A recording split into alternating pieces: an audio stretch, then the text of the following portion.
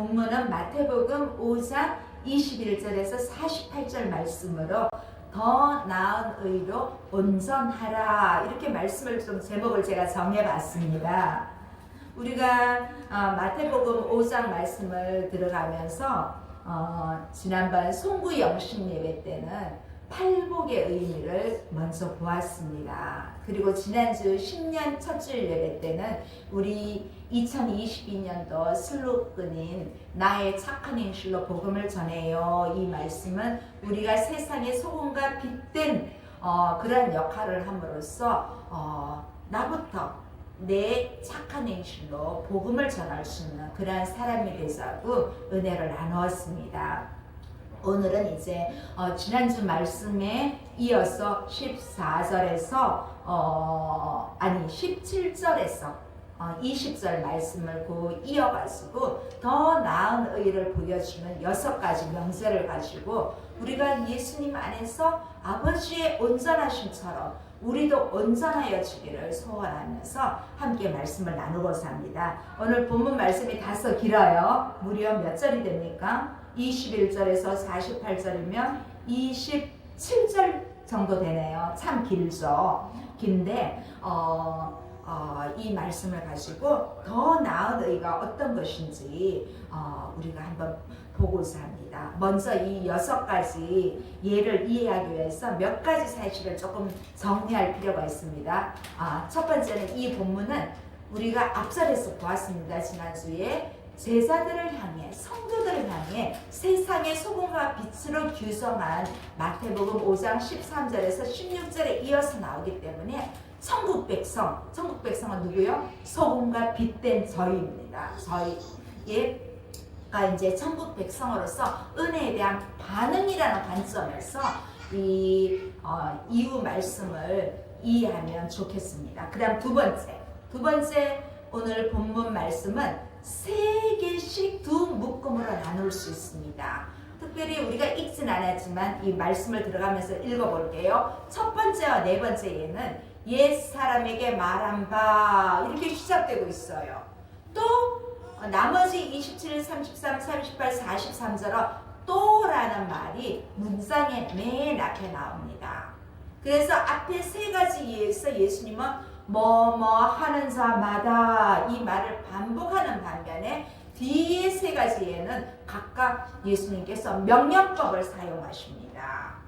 자, 또 볼까요? 세 번째는 앞에 3가지 예에서 명령을 받는 주체가 가해자가 될 수 있는 그런 위치에 있고 우리가 서로가 공동체 안에 있다고 할 수 있습니다. 또 반면 이어지는 3가지 예는 사회적인 관계에서 약자가 된 상황에서 그러한 관련이 있습니다. 그래서 예수님은 하나님이 계명을 주셨을 때 그때의 의견 초점을 맞추어 더 나은 의를 이 앞에 3단락에서 지시하는, 가르치는 반면에 뒤에 3가지는 아주 성도로 하여금, 제자로 하여금 급진적인 삶을 강조하고 있습니다. 그래서 우리 천국 백성 된 우리 성도는 예수님의 해석의 기초에서 하나님이 주신 원래의 율법의 의도를 잘 실천해야 됩니다. 율법은 구약시대 아니에요? 율법은 필요한 겁니다. 여러분, 우리가 사회생활하면서 법이 없으면 이 세상이 어떻게 될까요? 법이 있어야 되는 것처럼 율법은 필요합니다. 그래서 더 나은 의를 보여주기 위해서 오늘 예수님은 무려 6가지 명제를 사용하십니다. 첫 번째 명제는 무엇이냐면 살인입니다. 21절에서 22절 함께 보겠습니다. 시작. 옛 사람에게 말한 바 살인하지 말라. 누구든지 살인하면 심판을 받게 되리라 하였다는 것을 너희가 들었으나 나는 너희에게 이르노니 형제에게 노하는 자마다 심판을 받게 되고 형제를 대하여 나가라 하는 자는 공회에 잡혀가게 되고 미련한 놈이라 하는 자는 지옥불에 들어가게 되리라. 자, 옛 사람들, 예수님은 옛 구약시대부터 말하는 거예요. 옛사람들은 살인하지 말라는 말라는 말과 함께 살인하는 자마다 심판을 받게 될 거라고 하는 말을 너희가 들었지? 하고 먼저 예수님 말씀하셔요.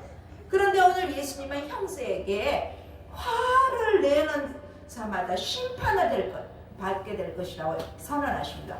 우리 이렇게 생각하면 심판 받죠, 그죠? 우리도 얼마나 형제한테 화를 냈습니까? 근데 오늘 말씀에는 형제에게 라가라 하는 자마다 이 나쁜 말로 하는 자는 불타는 지옥에 넘겨줄 거랍니다. 이 라가라는 말은 요즘 말로 하면 좀 어떤 말 같아요? 에이 골빈 놈아 이 정도. 또 뭐 어리석은 뭐 이런 식으로 이런 말 좀 되지 더한 말도 될 수 있을 거예요. 근데 문제는 미련한 놈이라고 하는 자마다 다 지옥불에 던져진대요.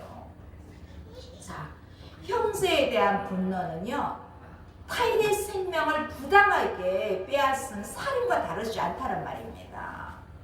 예수님이 강조하시는 더 나은 의의는 어떤 주관적인 판단으로 아주 작게 여길 수, 요 정도는 무슨 죄야?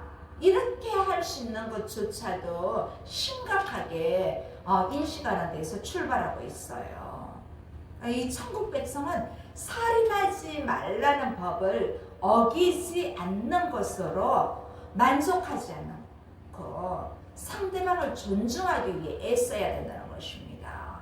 그래서 예수님은 미워하는 것도 살인이라고 말했어요. 우리 살인 엄청 했잖아요. 미워하는 것도 살인이라고 하는데, 근데 문제는 지옥불에 던져진대요. 요 정도는 우리는 그렇게 생각할 수 있지만 그게 아니라는 것입니다. 자, 23, 24 볼까요? 또 그러므로 예물을 제단에 드리려다가 거기서 내 형제에게 원망들을 말한 일이 있는 것이 생각나거든 예물을 제단 앞에 두고 먼저 가서 형제와 화목하고 그 후에 와서 예물을 드리라. 자, 22절에서 경고한 심판을 피할 수 있는 방법은 바로 뭐다? 화해다. 여러분 화해 잘해야 됩니다. 우리는 잘못은 누구나 다 할 수 있습니다. 그런데 그 잘못에 대해서 근성으로가 아니라 진심으로 화해해야 됩니다. 이 화해 잘하십시오. 여러분 오늘부터 화해 잘하기 훈련합시다. 우리 아멘. 화해 잘하기 훈련합시다. 찔리십니까? 자, 이 화해하기 전에 첫 번째는 예물을 바치는 것보다 하나님 앞에 헌금하는 것보다 이 화해하는 것이 더 중요하다는 것입니다. 그런데 이 화해를 그냥 몇 날 며칠 두고 실행하라는 것이 아닙니다. 언제? 바로 즉시. 아셨습니까? 화해할 일이 있으면 바로 즉시 하십시오. 아멘. 아멘을 안 하시네. 자, 예물을 바치러 가다가 형제가 나 때문에 왠지 화나 있을 것 같아. 그러면 예물을 하나님의 우리는 저기 헌금하면서 저 앞에다 두고 집에 갔다 오라는 것입니다. 실행하라는 것입니다. 이 성경 지금 배우가 어디입니까? 예수님이 어디서 설교를 하고 계십니까? 산상에서 설교를 하고 계세요. 여러분 마태복음 5장에서 7장은 우리가 산상수훈, 산상보훈이라고 말했잖아요. 이 산상 설교가 주어지는 지역은 갈릴리입니다. 갈릴리 가고 싶어요. 한 번 갔다 왔는데 매번 그립습니다. 저는 이 갈릴리에서 예루살렘 성전까지 가는 데는 그 당시는 예수님 그 당시는 지금처럼 기차가 있거나 버스가 있거나 이런 게 아니잖아요. 뭐든지 도보로 가야 되잖아요. 대략 일주일 정도 소요된다고 생각할 때 멀리 있는 예루살렘 성전까지 갔는데 성전 앞에 갔는데 예물을 그 앞에 두고 드리지 않고 돌아온다는 것은 쉬운 일이 아닙니다. 그만큼 예수님은 화해를 중요하게 여깁니다. 왜냐하면 우리는 인간이기 때문에 수시로 실수하고 수시로 남에게 상처 주고 그게 반복되거든요. 그런데 깨우치라는 것입니다. 예수님은 산상설교 속에서 깨우쳐서 바로 즉시 화해하라는 것입니다. 또 볼까요? 25절 26절 너를 고발하는 자와 함께 길에 있을 때에 급히 사화하라. 그 고발하는 자가 너를 재판관에게 내어주고 재판관이 옥리에게 내어주어 옥에 가둘까 염려하라. 진실로 내게 이르노니 내가 한 푼이라도 남김이 없이 다 갚기 전에는 결코 거기서 나오지 못하리라. 자, 깨어진 관계를 회복하고 나를 인해서 상처받은 사람과 화해하는 것은 예배 행위보다 먼저 해야 할 정도로 중요하며 화해는 즉시 이루어져야 하며 그렇게 하지 않을 때 하나님의 심판이 임한다는 것입니다. 천국 백성은 그냥 살인하지 말라는 계명을 어기지 않는 것에만 머무르지 말라는 것입니다. 분노를 주체할 수 없어서 비아냥거리거나 협박과 저주에 가까운 말, 언어폭력을 사용하면서도 하나님 앞에 예배드리면서 나는 예배드리니까 아무 끄리낌이 없다고 생각한다면 자신을 심각하게 오해하는 것입니다. 저도 그럴 수 있고 여러분들 그럴 수 있고 저와 여러분을 꼬집어서 말하는 건 아니고 저는 말씀에 비추어서 말을 합니다. 자신의 입장에서 작게 보이는 무시와 상처가 지옥에 갈 정도로 심각하게 또 예배보다 먼저 해결되어야 할 문제임을 깨닫고 이제 우리는 오늘 말씀을 들었으니까 오늘부터 실천하기를 바랍니다. 아멘 안 하시나요? 죄로부터 자유롭게 된 성도는 죄에 대해서 무감각하면 안 됩니다. 우리는 성도로 또 제자로서 죄에 대해서 더 민감해야 돼요. 내가 이렇게 하면 안 되는데 주여 제가 왜 이럴까요? 나를 돌아봐야 돼. 너가 그런 게 아니라 내가 문제라는 것을 깨달아야 합니다. 내가. 우리는 형제를 향한 분노가 성경 최초의 살인으로 나타난 것을 여러분 아시잖아요. 누구에서? 가인과 아벨 사건 아시잖아요. 미워하니까 죽이잖아요, 형제를. 예수님은 이 살인하지 말라가 여러분 10계명 중에 몇 번째 계명인지 아세요? 6번째 계명. 6번째 계명인 살인하지 말라에 이어서 이번에는 그 뒤 7번째 계명인 간음에 대해서 예수님 말씀하십니다. 자, 두 번째 예로 간음입니다. 27, 28절 읽어보겠습니다. 또 간음하지 말라 하였다는 것을 너희가 들었으나 나는 너희에게 이르노니 음욕을 품고 여자를 보는 자마다 마음이 이미 간음하였느니라. 이 구약에서 간음은요, 특히 그 유부녀가 남편 외에 다른 남자와 관계를 맺는 것을 가리킵니다. 이 율법에서 가는 행위는 실제로 드러난 그러한 행위를 가리키면서 반드시 법의 판단을 받았습니다. 그러나 오늘 예수님은 하나님이 이 율법을 주신 원래 의미를 밝힙니다. 남자들은요 시각이 발달하고 여자들은 청각이 발달했다고 합니다. 그래서 남자들은 가다가도 뭐 이쁜 사람 보이면 일부러 안 보려고 해도 보인다고 합니다. 대체로 그렇다고 합니다. 여자들은 이 소리에 민감해서 남자들은 별 뜻 없이 얘기했는데 그것을 곡해하고 왜 저런가 하고 그래서 이 하나님이 우리를 창조하실 때 남녀의 어떤 성향이 그런 게 좀 있나 봐요. 특히 그래서 이 간음에 대해서 예수님은 그 율법도 맞춰가지고 남자를 기준으로 많이 이렇게 해놨어요. 자, 그래서 남의 아내를 간음할 목적으로 기회를 엿보는 것은 이미 그게 간음죄라는 것입니다. 왜냐하면 예수님은 마음과 몸이 분리되지 않고 하나로 보시거든요. 또 볼까요? 29절 30절입니다. 자, 볼게요. 함께. 만일 내 오른눈이 너로 실족하게 하거든 빼어내버리라. 내 백세 중 하나가 없어지고 온몸이 지옥에 던져지지 않는 것이 유익하며 또한 만일 내 오른손으로 너로 실족하게 하거든 찍어내버리라. 내 백체 중 하나가 없어지고 온몸이 지옥에 던져지지 않는 것이 유익하니라. 자, 예수님은 몸의 일부가 실족에가 만났다며 차라리 이 손이 잘못된 손 없이 지옥에 가는 것보다 지옥 형벌을 피하는 것이 더 낫다고 말씀하시는 거예요. 이 눈은 의도, 또 손은 행위와 관련된 표현으로 이 남의 아내를 탐내지 말라. 몇 계명이죠? 마지막 계명 10계명입니다.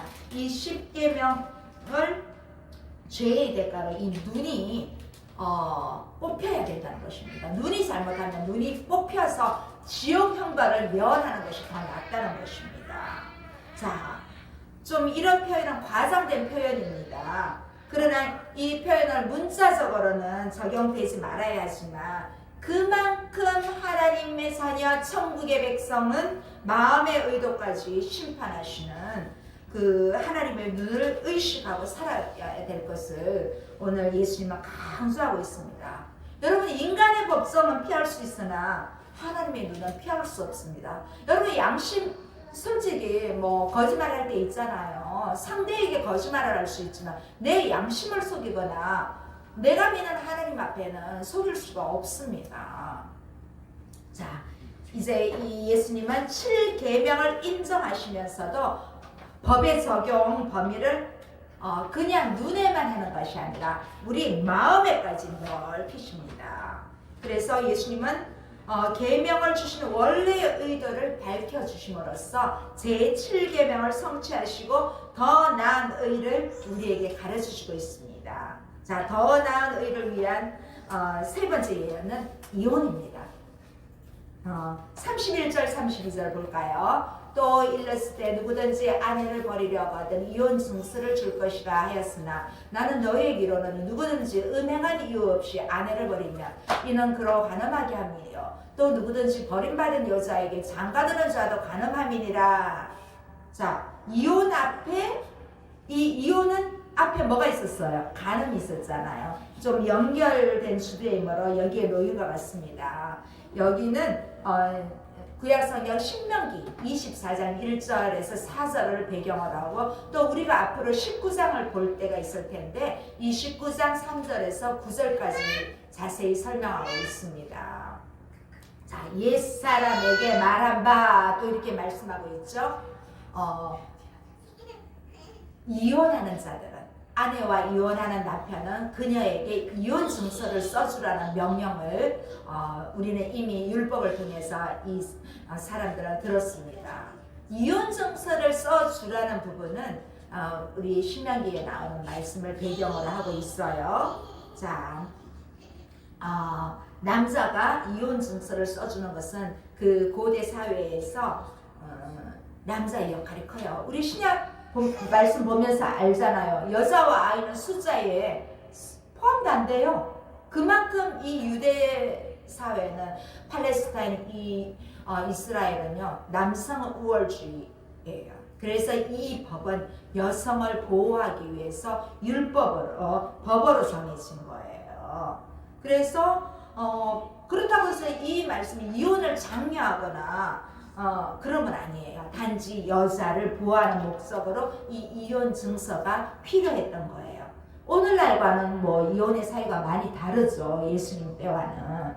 그러나 예수님은 이 시대에도 이 부분을 적용하는 것입니다.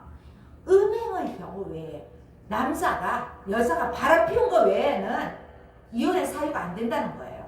오직 이혼의 사유가 되는 것은 바람피웠을 때 그것만 사유가 된다는 거예요. 그래서 예수님은 음행의 경우 외에 그의 아내와 이혼하는 자마다 간음했다는 거예요. 그리고 이혼하는 여자와 결혼하는 자마다 간음하는 것이라고 예수님은 그렇게 말씀하고 있어요. 또 반면에 재혼에 대해서도 나와 있는데요. 합법적으로 이혼한 사람은 재혼할 수 있었고 이혼 증서는 재혼할 수 있다는 증표예요. 또 이런 예도 있어요. 또 한번 예를 들어볼까요? 어떤 남자가 아내가 다른 남자를 만나기에 이혼을 했고 또 그 다음 다른 여자와 재혼한 것은 합법적인 결혼이라는 거예요. 이거는 음행이 간음이 아니라는 거예요.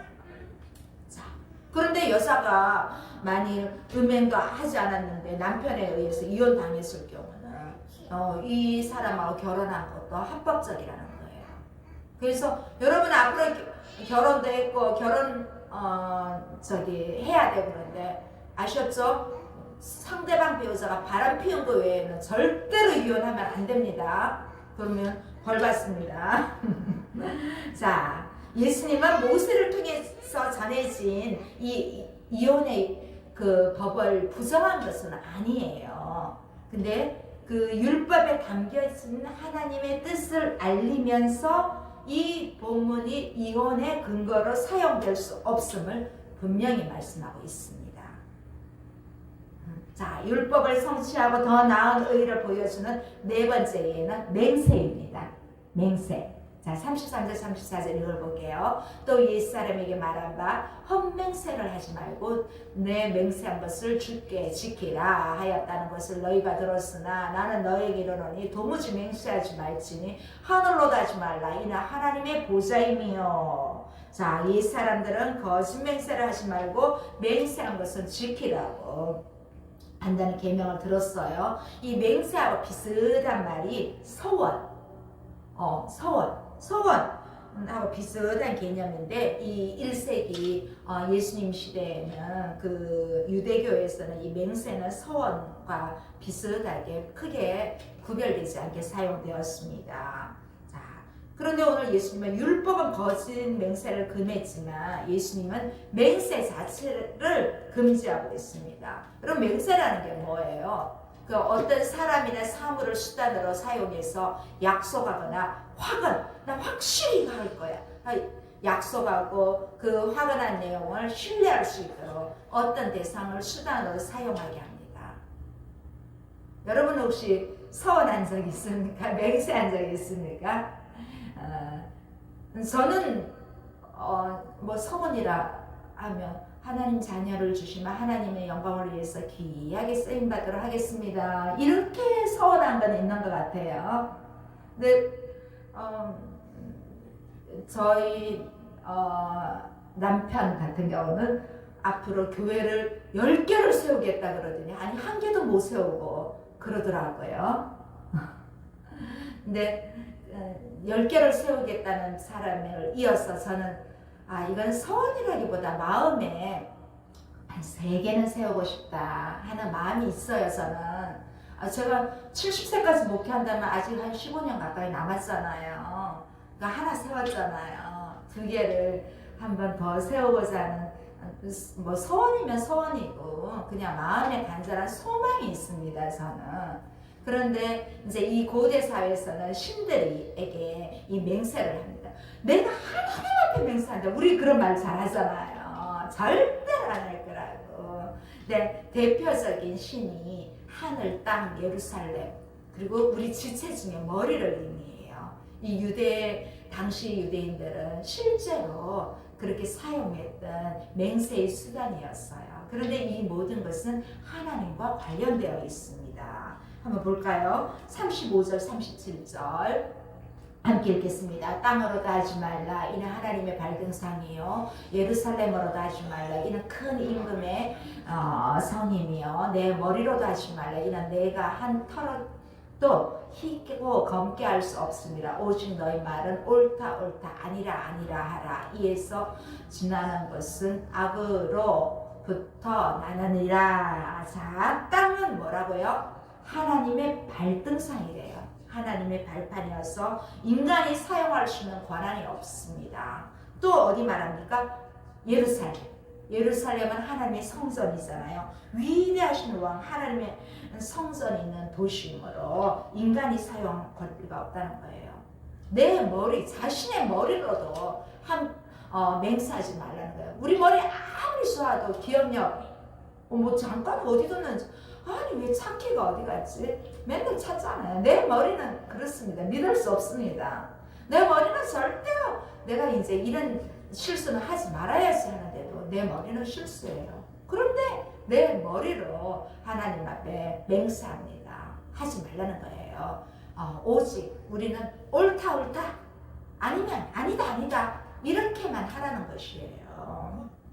자, 그러면 만약에 맹세를 하지 않는다면 어떻게 우리의 진실을 증명할 수 있을까요? 예수님은 그 율법을 폐하러 오신 것은 아니에요. 완전하게 하려 오셨기 때문에 우리는 진실함으로 보여야 되는 것입니다. 맹세를 하지 않는다면 우리는 진실함을 우리 몸으로 보여야 된다는 것입니다.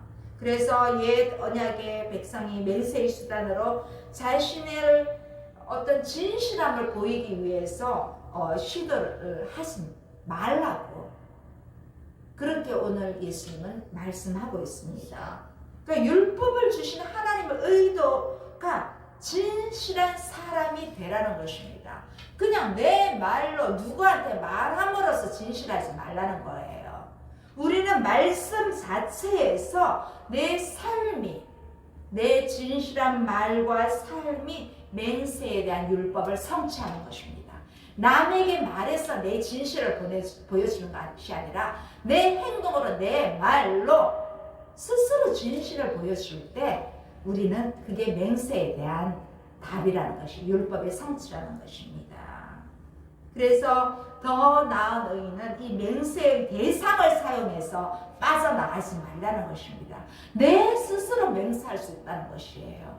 내가 먼저 하면 진실을 보이면 그게 맹세가 된다는 것입니다. 그런데 우리가 여기서 좀 짚고 넘어갈 문제는 이 본문은 일상생활에서 일어나는 일을 대상으로 하기 때문에 법정과 같은 데서 공적인 영역에서 맹세하지 말라는 그 명령인 것처럼 오해하면 안 됩니다. 오용하면 안 됩니다. 또 법정에서는 맹세하시겠습니까? 하면 예 해야 되지. 아니요. 그렇게 하면 안 된다는 것입니다. 이 맹세에 대한 명령은 긍휼과 사랑이라는 주제와 함께 이해를 해야 됩니다.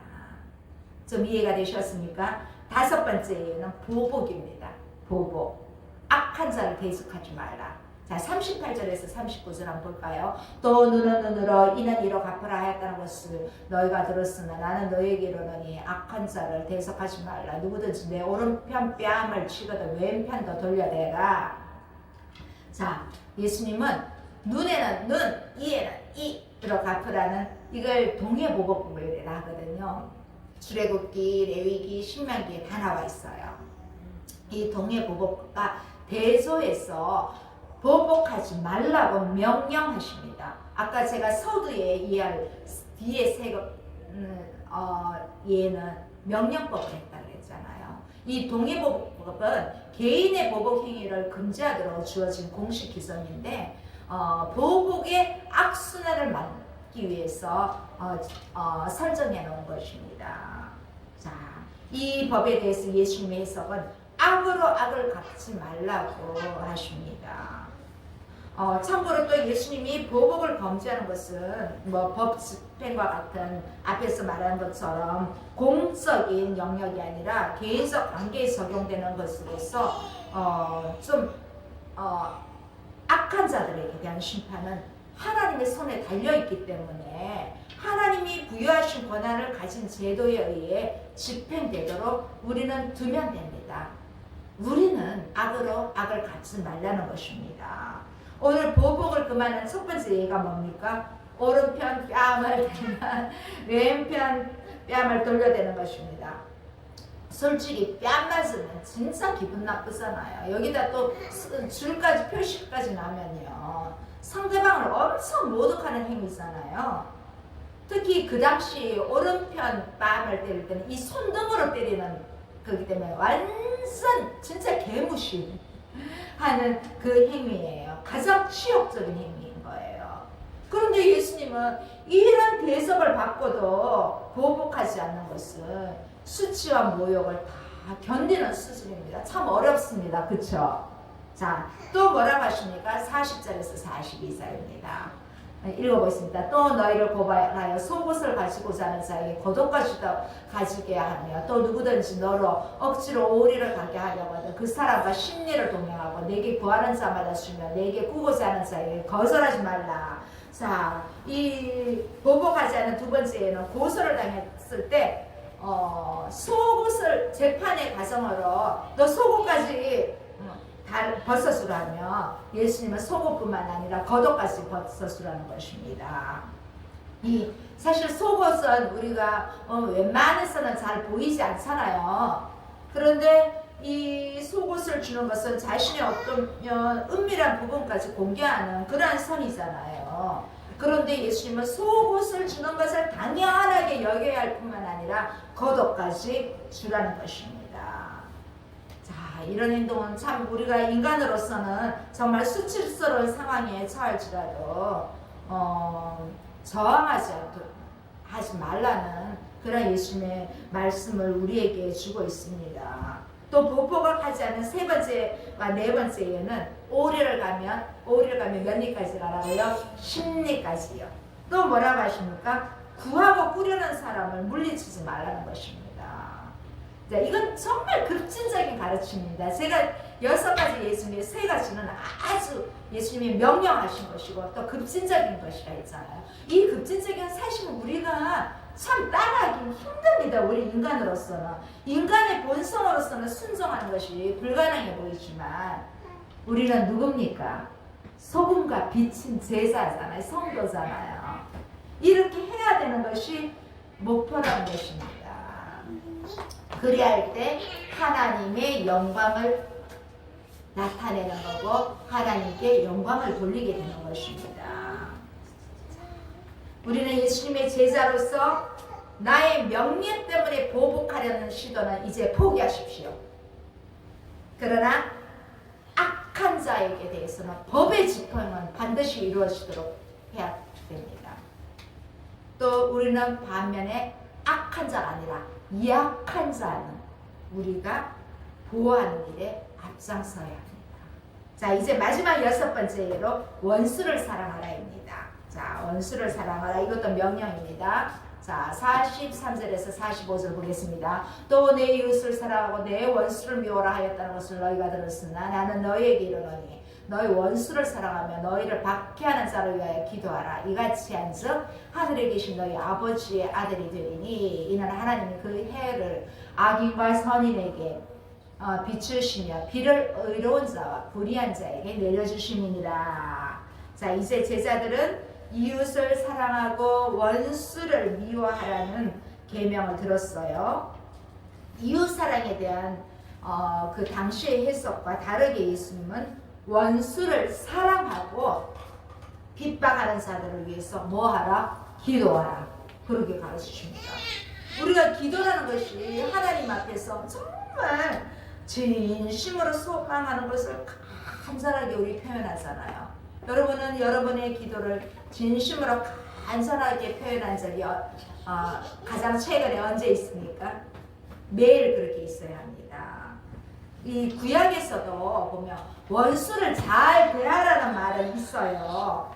그런데 원수를 사랑하라는 급진적인 말은 구약에도 없고 유대교에도 전해지지 않습니다. 원수까지도 사랑하고 위에서 기도하면 하나님 아버지의 자녀로 불린다 했어요. 아들이라 불린다 했어요. 근데 이 말은요, 원수를 사랑하면 하나님 아버지 자녀가 되는 자격을 얻는다는 그 말은 아닙니다. 이미 제자들은 하나님 아버지의 자녀들인데도 원수를 사랑하는 것은 하나님의 자녀임을 입증한다는 말입니다. 우리가 예수님 말씀처럼 원수까지 사랑해야 되는 이유는 바로 다름이 아니라 하나님의 성품 때문입니다. 하나님은 창조주로서 세상에 꼭 필요한 오늘 그 예가 무엇입니까? 해와 비를 악인과 선인에게 똑같이 주셨잖아요. 우리 예수님 믿는 사람만 햇빛 받고 비를 맞습니까? 봅니까? 아닙니다. 세상 모든 악한 살인자에게도 주어진 것입니다. 그래서 하나님 아버지의 마음이 이러한 것이기 때문에 우리는 하나님을 사랑하는 하나님의 자녀이기 때문에 원수까지도 좋게 대하는 것이 마땅한 일이지요. 오늘 마지막 말씀입니다. 46절에서 48절입니다. 함께 읽겠습니다. 너희가 너희를 사랑하는 자를 사랑하면 무슨 상이 있으리요? 세리도 이같이 아니하느냐? 또 너희가 너희 형제에게만 무난하면 남보다 더하는 것이 무엇이냐? 이방인들도 이같이 아니하느냐? 그러므로 하늘에 계신 너희 아버지의 온전하신 같이 너희도 온전하라. 자, 세리는 그 당시 아주 상종도 안 하던 사람들이었어요. 근데 이 세리도 자기한테 잘하는 사람한테는 잘 하는 것을 너희도 알지 않냐? 여러분, 우리도 사회생활을 하다 보면 내가 좋아하는 사람은 대부분 좋아합니다. 왠지 나를 좀 껄끄럽게 여기고 나한테 별로 관심 없는 사람은 나도 그 사람한테 여러분 별로 관심 안 두잖아요. 근데 그러면 안 된다는 것입니다. 우리는 제자로서 성도로서 주고받는 인사를 넘는 호의를 베풀어야 합니다. 여러분 먼저 나가야 됩니다. 원수 사랑은 이웃 사랑의 율법을 성취하는 것입니다. 자, 원수 사랑은 내 본성으로는 실천할 수 없습니다. 그래서 예수님은 오늘 가장 급진적인 윤리고 제자도의 정점입니다. 아니, 나를 원수같이 여긴 사람은 어떻게 사랑하라는 것입니까? 우리는 못하지만 하나님이 함께 하시면, 성령이 함께 하시면 할 수 있다는 것입니다. 여러분, 손양원 목사님이라고 들어보셨나요? 이 목사님은요, 자신의 두 아들을 죽인 원수를 양아들로 삼은 그런 예화를 우리가 사례로, 실화로 잘 알고 있습니다.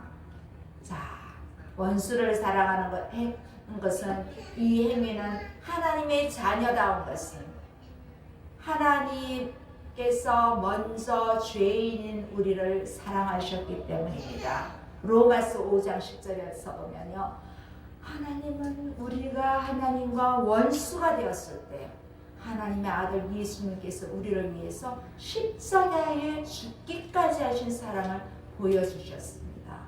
바로 이것은 원수 사랑의 가장 큰 행위인 것입니다. 이제 우리 역시 하나님의 자녀가 되었다면 이 예수님께서 친히 보여준 사랑을 우리가 실천해야 됩니다. 본받아야 됩니다. 우리를 좋아하는 사람은, 우리와 관계되는 사람만 그냥 인사하고 그러지 마십시오. 이제는 여러분의 사랑의 행위를 한 발자국, 한 스텝씩 더 나아가기를 원합니다. 믿는 자로서 세상에 나와서 사람들을 차별하지 마십시오. 그러면 예수님께서 보여주신 그러한 사랑이 아닙니다. 여러분, 도둑들도 자기들끼리는 한편일 거예요. 그런데 하나님의 자녀인 우리가 사람들을 이렇게 분별해서 차별해서 하는 것은 아닙니다. 제자들은 하나님 아버지로부터 완전하게 하신 것처럼 우리도 완전하게 되는 것을 목표로 삼아야 합니다. 이 온전한 이 말은 텔레이오스라는 헬라어인데요. 이 온전한은 성숙한 이런 같은 뜻이 있습니다. 하나님은 정말 창조자로서 무한하시고 영원하시고 완전하신 분이시고 우리는 피조물이잖아요. 반면 우리는 유한하고 시작도 있고 끝도 있는 불완전한 존재입니다. 피조물인 우리는 아무리 영적으로 성장해도 우리는 신이 되을 수 없습니다. 우리나라에도 내가 예수다 하는 사람들이 있지요. 그 사람들 다 가짜지요. 신이 될 수 없습니다. 피조물입니다. 자, 우리는 특히 하나님께서 해와 비를 의인과 악인에게 똑같이 주신 것과 같이 모든 사람이 성숙하게 또 선을 대하고 친절하고 너그러운 마음을 가져야 합니다. 자, 우리는 천국 백성으로서 우리에게 있는 공동체 또 우리가 사회에서 세운 기준들을 충족시키는 윤리로만 만족하지 않고 우리가 끊임없이 하루에 1%라도 성장하면 얼마나 좋겠습니까? 성숙해 가기를 바랍니다. 온전해 가기를 바랍니다. 우리가 이제 오늘 이후로부터 모든 사람들이 선하고 너그럽고 친절한 마음을 가짐으로써 나의 착한 행실로 복음을 전하는 저와 여러분이 되기 바랍니다. 하나 또 제가 여기에서 언급하는 건 바깥에 가서는 좋은 사람인데 집에서는 덜 좋은 사람 되면 안 됩니다. 사람들은 관계적인 측면에서 나가면 우와 최고야. 또 나와 가장 가까운 사람한테 넘버원이 되도록 합시다. 할렐루야. 기도하시겠습니다. 살아계신 하나님 아버지 감사합니다. 더 나은 의를 이루기 위해 6가지 명제를 통하여 예수님 말씀하시는 의도를 조금은 이해했습니다. 아버지 빛과 소금된 제자로 이제 더욱더 착한 행실로 나타날 수 있도록 저희들의 심령과 행동과 언어 속에 주님이 친히 입술이 되어 주시옵소서. 아버지 우리에게는 원수가 없게 하시고 모든 사람들을 위해 생명을 주신 예수님을 통하여 위로는 하나님을 경외하고 옆으로는 모든 사람을 향하여 사랑으로 실천할 수 있는 저희가 될 수 있도록 우리 교회가 될 수 있도록 도와주시옵소서. 예수님의 이름으로 기도드립니다. 아멘.